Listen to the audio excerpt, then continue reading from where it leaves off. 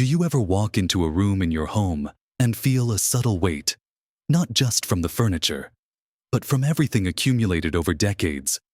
Or perhaps you open your email inbox, or even just think about certain past events, and feel a familiar heaviness. It's a feeling many of us know well, the quiet burden of things, tangible and intangible, that we've gathered throughout our lives. We tell ourselves we'll get to it someday, or that it all holds too much meaning to part with. But the truth is, this accumulation often steals more from us than it gives. It takes up space, time, and mental energy, sometimes without us even realizing it, leaving us feeling bogged down instead of buoyant. Imagine, for a moment, what it would feel like to genuinely live lighter, to wake up each day feeling an unburdened sense of freedom and possibility, especially as we approach our 70s and beyond. That feeling isn't a pipe dream. It's entirely within reach. In this video, we're going to explore 6 specific areas where decluttering can unlock immense joy and peace, helping you release what no longer serves you to embrace a truly liberated life. It's about making space not just in your home, but in your heart and mind for the very best years ahead. So stay with me, because if you watch to the very end, there's something waiting for you that might just surprise you. Let's dive right into the first area we need to address. And it's often the most obvious one, all those unused physical possessions that have accumulated in our homes. Think about it. The spare room that became a storage unit, the overflowing cupboards, the garage you can barely walk through.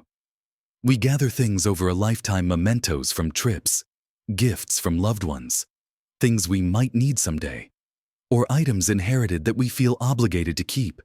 While many of these objects hold memories, they can also become silent energy drains. They demand our attention, even subconsciously. By simply existing in our space, we dust them, trip over them, or spend time looking for things because they're buried under a mountain of other stuff. The painful reality here is that a cluttered physical space often leads to a cluttered mind. It can make us feel overwhelmed, anxious, and even restrict our ability to move freely or invite others into our homes comfortably. So, how do we begin to tackle this? The secret isn't about becoming a minimalist overnight, but about being intentional. Start small. Don't try to declutter your entire house in one weekend. Pick one small area, a single drawer, a shelf, or a corner of a room. A good rule of thumb for items is to ask yourself, have I used this in the last year or two? Or, does this genuinely bring me joy or serve a practical purpose right now? If the answer is no to both, it's a strong candidate for letting go. Consider categories: clothes you no longer wear, books you won't reread, kitchen gadgets gathering dust, old paperwork that can be scanned or shredded. For sentimental items, instead of keeping the physical object, can you take a photo of it and create a digital memory album? Or perhaps keep just 1 or 2 truly significant pieces, rather than a whole box. When you release these items, you're not discarding memories. You're creating space for new experiences, new memories, and reducing the burden of maintenance. Imagine the relief of opening a cupboard and everything being visible and accessible, or walking into a room that feels spacious and airy.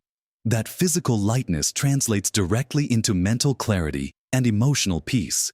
It's about curating your life, keeping only what truly enriches your present and future. Think of it as preparing your nest for a new, lighter phase of life, making it a sanctuary rather than a storage facility. This process can be incredibly liberating, allowing you to breathe more deeply and relax more fully in your own home. It's not about absence, it's about presence, making space for what truly matters. Now, if physical clutter takes up our living space, then excessive digital clutter silently fills our mental space. And that's the second area we absolutely need to address. Think about your smartphone, your computer, your email inbox. How many unread emails do you have? How many apps do you rarely use? What about those thousands of photos on your phone or computer? most of which you'll never look at again. But they're just sitting there, taking up memory and causing a low-level hum of anxiety. This kind of digital overload is a relatively new phenomenon, but its impact is very real. It can slow down your devices, make it hard to find important information, and even contribute to a feeling of being constantly on or overwhelmed. The painful reality is that digital clutter can be just as draining as physical clutter, creating a sense of disorganization and distraction in our increasingly digital world. We might not see it pile up in a corner, but it certainly piles up in our minds. So, how do we tackle this invisible mountain just like with physical decluttering? Start small and be consistent. Begin with your email inbox. Set aside 15 minutes a day to unsubscribe from newsletters you no longer read and delete old, irrelevant emails. Aim for inbox 0, or at least a manageable level. For photos, consider dedicating an hour or two to go through them. Delete duplicates, blurry shots, and anything you know you'll never want to see again. Then, back up your most cherished photos to a cloud service or an external hard drive, ensuring they're safe and freeing up space on your main devices. Next, look at your apps. Many of us have dozens of apps on our phones that we downloaded once and forgot about. Delete anything you haven't used in months. For files on your computer, create a simple, intuitive folder system. Get rid of old downloads, duplicate documents, and anything you no longer need. It's also worth reviewing your online subscriptions. How many streaming services, news subscriptions, or memberships are you paying for but rarely using? Canceling those can save you money and mental bandwidth. The secret here is creating systems that maintain digital order, rather than letting chaos reign. When your digital life is organized, finding information becomes effortless. Your devices run faster, and you feel a sense of control over your online presence. This allows you to truly engage with the digital world when you choose to, rather than feeling constantly pulled by its demands. Just as decluttering a room gives you breathing space, decluttering your digital life gives your mind a much-needed break, freeing up cognitive energy for more meaningful pursuits. It's a proactive step towards simplifying your daily interactions and ensuring technology serves you, rather than the other way around. Now that we've cleared some space in our homes and on our devices, it's time to delve into something a little more personal, but equally important for true freedom: the emotional baggage we carry. This is the third area ripe for decluttering before we turn 70: unresolved emotional baggage. Think about it. Those lingering grudges, old regrets, past hurts, or even guilt that might have settled deep within you over the years. We all have them. Experiences that left a mark, words that stung, or opportunities missed. Often, we tuck these emotions away, hoping they'll simply disappear, but instead, they become a heavy, invisible weight, silently impacting our present joy and future peace. The painful reality is that carrying this emotional burden can manifest in various ways: chronic stress, difficulty sleeping, even physical ailments. It can prevent us from fully embracing new experiences, fostering genuine connections, or simply enjoying the serenity of the present moment. It's like walking through life with a backpack full of rocks, each one a past grievance or sorrow, slowing you down and making the journey much harder than it needs to be. So, how do we begin to unpack this invisible luggage? The secret lies in acknowledgement, processing, and ultimately, release. This isn't about forgetting. It's about reframing and letting go of the power these past events hold over you. One powerful first step is to practice forgiveness, not necessarily for the person who hurt you, but for yourself, for holding on to the pain. This isn't easy, and it often takes time and intentional effort.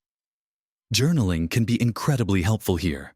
Write down your feelings, the events, and how they impacted you. Just the act of putting words to these emotions can be incredibly cathartic.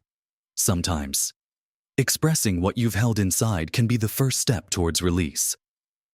If there's someone you need to forgive, even if they're no longer in your life. You can do it mentally, or through a letter you never send.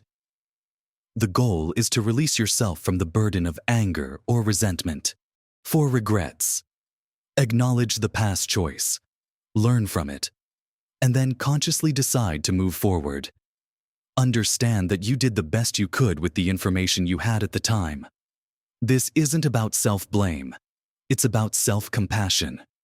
If the baggage feels too heavy to carry alone, consider speaking with a trusted friend, family member, or a professional therapist. Sometimes, an outside perspective or guidance can provide the breakthrough you need. Decluttering emotional baggage frees up immense mental and spiritual energy. It allows you to step into your future unencumbered, with a lighter heart and a clearer mind, ready to embrace joy and create new, positive experiences. Imagine the freedom of waking up without that familiar knot of anxiety or resentment. It's a profound liberation that empowers you to truly live in the present and cherish the peaceful moments that surround you. This process is truly about reclaiming your inner peace and joy, making space for gratitude and contentment to flourish. Now that we've considered letting go of internal emotional weights, let's talk about the external influences that can also weigh us down: energy-draining relationships.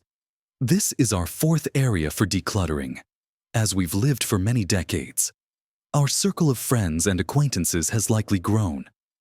And while many relationships are sources of immense joy and support, others, perhaps unintentionally, can become significant drains on our energy, time, and emotional well-being.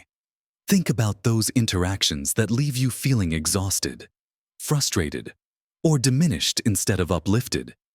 This could be a friend who always talks about themselves and never asks about you, a family member who is consistently negative and critical, or an acquaintance who constantly asks for favors without reciprocity. The painful reality is that maintaining these kinds of one-sided or toxic relationships prevents us from investing more deeply in the relationships that truly nourish us. It steals our precious energy, time, and even our peace of mind, leaving us feeling depleted and less available for the people and activities that genuinely bring us happiness. It's a subtle form of emotional clutter that can erode our sense of self-worth and well-being over time. So, how do we begin to declutter our social circles without burning bridges or causing unnecessary hurt? The secret isn't necessarily about cutting everyone off, but about setting healthy boundaries and being intentional about where you invest your relational energy. First, identify the relationships that consistently leave you feeling drained. Be honest with yourself. It's not about judging others, but about protecting your own well-being. Once identified, consider adjusting the level of engagement. Can you reduce the frequency of contact with a particularly draining individual? Perhaps opt for shorter interactions, or shift from intense, one-on-one conversations to group settings where the burden isn't solely on you. If a relationship is truly toxic and harmful, then a complete separation might be necessary for your peace of mind. This can be difficult, especially with long-standing friendships or family ties. But remember that your well-being is paramount. For less severe situations, practicing assertive communication can be helpful.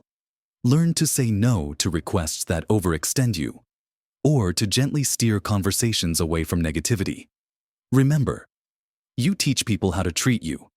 Prioritize relationships that are reciprocal, where there's mutual respect, support, and genuine connection. Invest your time and energy in people who uplift you, celebrate your successes, and offer a listening ear without judgment. Decluttering energy-draining relationships allows you to cultivate a more positive and supportive social environment. It frees up your emotional bandwidth, allowing you to deepen the connections that truly matter and create space for new, enriching friendships. Imagine a life where every social interaction leaves you feeling more energized and valued. This intentional curation of your social circle is a powerful step towards a more joyful, free, and genuinely fulfilling life as you move into your next chapter. It allows you to build a community that truly supports your well-being. Having addressed both the tangible and interpersonal aspects of decluttering, it's time to look inward even further, to the beliefs and habits that shape our daily experience and hold us back from true liberation. This brings us to the fifth crucial area to declutter before turning 70 outdated beliefs and expectations. Over a lifetime, we absorb countless ideas about how things should be, how we should act, and what aging means. These might be beliefs about our own capabilities, about what someone of our age is supposed to do or not do, or even societal expectations about retirement, success, or health. For instance, you might subconsciously believe that creativity or learning new things is only for younger people, or that you're too old to start a new hobby, travel, or pursue a long-held dream. The painful reality is that these limiting beliefs, often deeply ingrained, act like invisible chains, preventing us from exploring new possibilities, embracing growth, and truly living authentically. They can lead to self-imposed restrictions, a sense of stagnation, and even regret for opportunities not taken because we believed we weren't capable or allowed. It's like having an internal editor constantly whispering, "You can't," or "You shouldn't," dimming your spirit and narrowing your world. So, how do we begin to identify and declutter these deeply held, often unconscious beliefs? The secret lies in awareness and conscious challenge. Start by paying attention to your inner dialogue when you consider a new activity or a bold idea. What automatic thoughts arise? Are they encouraging or discouraging if they're negative? Question them. Ask yourself, is this truly true? Or is it just an old story I'm telling myself? For example, if you think, "I'm too old to learn a new language," challenge it. Find examples of people your age or older who have done exactly that. Seek out information that contradicts your limiting belief. Actively seek new experiences that push you gently outside your comfort zone. Try a new class, volunteer, or start a small project you've always dreamed of. Each small step taken in defiance of an old belief weakens its hold. Another powerful technique is to reframe your thoughts. Instead of, "I can't," try, "How can I?" or "What if I tried?" Surround yourself with positive influences, books, podcasts, and people who inspire you to grow and expand. Rather than reinforce old limitations, decluttering outdated beliefs and expectations is about creating mental space for boundless possibilities. It's about recognizing that age is often just a number, and your capacity for joy, learning, and contribution is limitless. This liberation allows you to define your own path, embrace your unique wisdom, and step into this next chapter of life with an open mind and a courageous heart. Imagine the freedom of approaching each day with curiosity and the belief that anything is possible. It's an incredibly empowering shift that allows you to truly flourish. Finally, we come to the sixth and often overlooked area for decluttering our overcommitted schedules and the subtle pressure to always be busy as we navigate life, especially after raising families and building careers. We often find ourselves still saying yes out of habit, obligation, or a fear of missing out. This might mean continuing to juggle too many volunteer roles, attending every social event, or constantly feeling pressured to have a full calendar. The painful reality is that an overcommitted schedule, even if filled with seemingly good things, can lead to chronic stress, exhaustion, and a profound lack of time for self-care, reflection, and simply being. It can steal our moments of peace, prevent us from pursuing our true passions, and make us feel constantly rushed and fragmented. Instead of living a life of leisure and enjoyment, we find ourselves trapped in a cycle of relentless activity, feeling like we're always playing catch-up. This kind of busyness often masks a deeper need for quiet, for personal space, and for the freedom to choose how we spend our precious time. So, How do we begin to declutter our schedules and reclaim our time? The secret is intentionality and learning the power of a graceful no. Start by taking an honest look at your weekly calendar. List all your regular commitments and obligations. Then, ask yourself for each one, does this truly bring me joy or contribute meaningfully to my well-being or my core values? And is this something I want to do?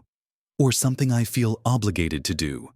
If it's the latter, it's a candidate for reevaluation. Begin by identifying 1 or 2 commitments that you can gently step back from. Perhaps it's a committee you no longer feel passionate about, or a social gathering you routinely dread. Practice saying no, politely but firmly, without over-explaining. You can say something like, "Thank you so much for thinking of me, but I won't be able to commit to that right now." Or, "I'm focusing on creating more quiet time for myself these days." Remember, saying no to one thing is saying yes to something else. Often, to your own well-being and peace of mind, prioritize activities that replenish you quiet contemplation. Hobbies you love, spending quality time with cherished loved ones, or simply having unstructured downtime to read, garden, or just relax. Create white space in your calendar, periods where you have no obligations and can simply follow your intuition. This isn't about being selfish, it's about self-preservation and ensuring you have the energy and clarity to enjoy your life fully. Decluttering your schedule allows you to savor each moment, to engage more deeply with the activities you choose, and to experience a profound sense of freedom and control over your own time. It transforms your life from a hurried race into a leisurely stroll, allowing you to truly live lighter and feel free. We've talked about so much today, haven't we? From clearing out those physical items that quietly weigh us down, to freeing up our digital lives from overwhelming clutter, and moving on to the deeper, more profound work of releasing old emotional baggage. We then considered the powerful impact of energy-draining relationships, learning to set boundaries and nurture connections that truly uplift us. And finally, we explored the inner work of letting go of outdated beliefs about ourselves and our age, alongside the crucial act of decluttering our overcommitted schedules to make space for what truly matters. Remember, each one of these steps, no matter how small, is an act of self-love and an investment in your future happiness and peace. You don't have to tackle everything at once. Pick one area, one drawer, one email folder, one old belief, or one social obligation, and just start there. Small changes truly do make a big difference, not just to your physical surroundings, but profoundly to your inner sense of freedom and well-being. Imagine the joy of entering your 70s, not burdened by the past, but light, agile, and ready for whatever wonderful adventures await. I'd love to hear from you. Which of these areas resonates most with you? What's one thing you feel ready to declutter today? Whether it's a physical item, an old belief, or a draining commitment. Share your thoughts and experiences in the comments below. Your insights could be exactly what someone else needs to hear to get started on their own journey. And if this video has given you a moment of clarity or a spark of motivation, please give it a thumbs up. It really helps us reach more people who could benefit from this message. And don't forget to subscribe to our channel and ring that notification bell, so you won't miss out on more content designed to help you live your best, most vibrant life. Remember, every day is an opportunity to release what no longer serves you and embrace the lightness that is your birthright. Live your best life at every age.